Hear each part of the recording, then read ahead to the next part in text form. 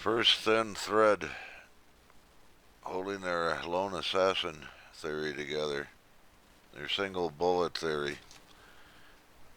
I don't know what to say other than they talk about people with far out imaginations. How this is the biggest stretch of the imagination one can imagine.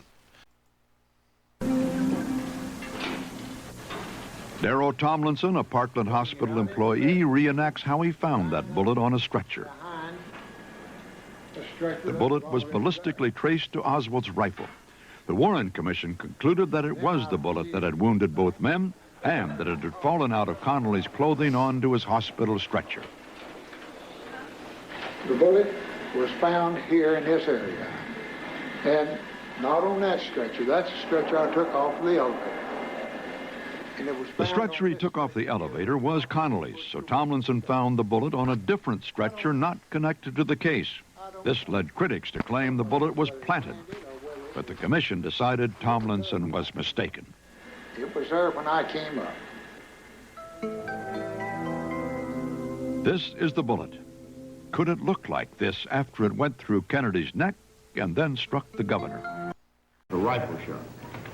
I turned to my right. I had time to think. I had time to react. And I turned to my right to look back over my right shoulder to see if I could see anything unusual, and particularly to see if I could catch him out of the corner of my eye. Because I immediately thought...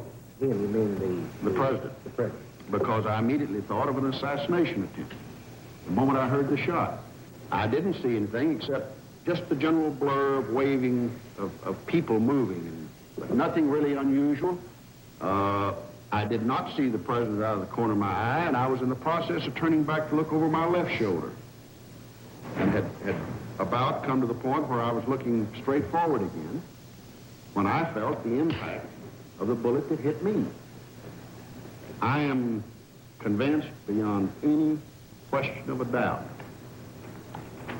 that the first shot that was fired did not hit me. Then I was hit. So he was hit through his chest, his right wrist, and wound up in his left, by his left knee. And left fragments in his wounds, but he suffered a delayed reaction, they claiming. So like I say, it occurred to me that what you want to look at is the governor's right wrist. So as we see here, as the president reemerges from the sign, he's already clearly been hit. He's already starting to react to his wounds in his throat. Now the governor is struck. Again, watch the right wrist there.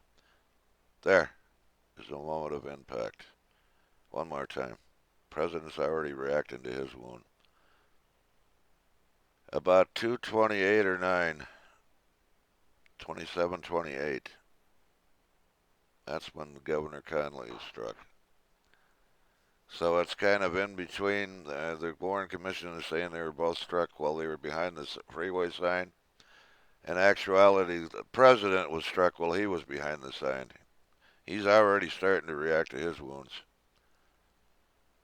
And then the governor is struck right here about 28:8. You can clearly watch his right wrist one more time. Right there. Film. Unfortunately, there's a road sign between the lens of the camera and the president at about the time of the first shot, which obliterates the view. So we can't tell exactly when the president was first hit. We do know that by the time his head disappears behind the road sign, it does not appear that he has been hit yet. At frame 225, President Kennedy shows the first signs of being hit. That is, he reemerges from behind the road sign and his hands are coming up toward his throat, being clenched. Governor Connolly, on the other hand, doesn't show signs of being hit until frame 237 to 238. We have quite a stretch of time there. To me, it's rather obvious that the president had been struck before Governor Connolly was wounded, because the president was placing his hand up to his throat. And at that time, the governor was showing no signs of any distress that he had been struck in any way. It was just a few frames later that he obviously had been wounded and showed signs that he was in pain.